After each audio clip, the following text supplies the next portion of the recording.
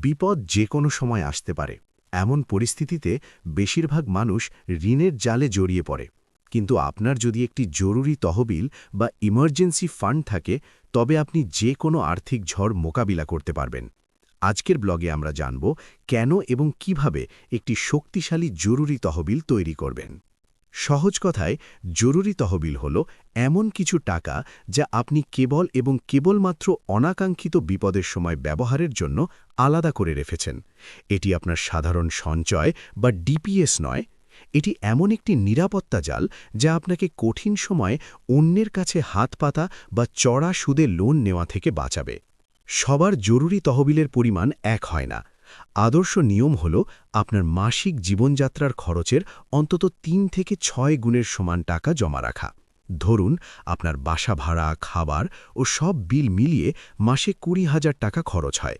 তাহলে আপনার জরুরি তহবিলে অন্তত ৬০,০০০ থেকে ১,২০,০০০ টাকা থাকা উচিত।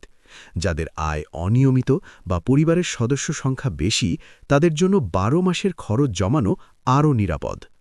একবারে বিশাল অঙ্কের টাকা জমানো কঠিন হতে পারে, তাই ছোট ছোট পদক্ষেপে শুরু করুন। বাজেট থেকে টাকা কমান।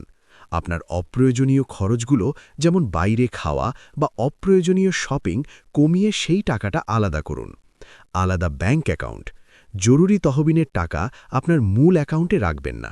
একটি আলাদা সেভিংস অ্যাকাউন্ট খুলুন, যেখানে কার্ড বা চেক বই সহজে হাতের কাছে রাখবেন না। প্রতি মাসে বেতন পাওয়ার সাথে সাথে নির্দিষ্ট পরিমাণ টাকা স্বয়ংক্রিয়ভাবে সেই অ্যাকাউন্টে পাঠানোর ব্যবস্থা করুন। জরুরি তহবিল ব্যবহারের আগে নিজেকে ৩টি প্রশ্ন করুন। ১. এটি কি সত্যি অপ্রত্যাশিত? ২. এটি কি খুব জরুরি? ৩. এটি কি অনিবার্য বা এখনই প্রয়োজন? দামি ফোনের অফারের জন্য বা ঘুরতে যাওয়ার জন্য এই টাকা স্পর্শ করা যাবে না। এটি কেবল মেডিকেল এমার্জেন্সি বা হঠাৎ চাকরি হারানোর মতো সংকটের জন্য। আর্থিক স্বাধীনতার পথে প্রথম ধাপই হল নিজের জন্য একটি নিরাপত্তা নিশ্চিত করা। আজ থেকেই নিজের জন্য জরুরি তহবিল তৈরির পরিকল্পনা শুরু করুন। মনে রাখবেন, বিপদের সময় আপনার জমানো এই টাকাই হবে আপনার সবচেয়ে বড় ভরসা।